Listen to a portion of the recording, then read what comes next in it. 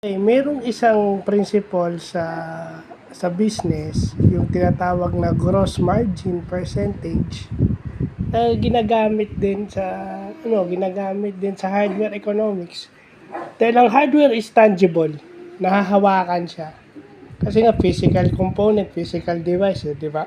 So, yun yung percentage ng revenue after mong masubtract yung direct cost of producing hardware. Sa business, we call that cost of goods sold.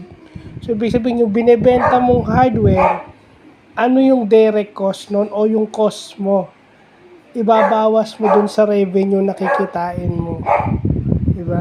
So, gross margin is percentage ng revenue mo after mong madidak yung cost sa pag-produce ng hardware. So, ang formula is revenue minus COGS o cost of goods sold divided by revenue times 100%.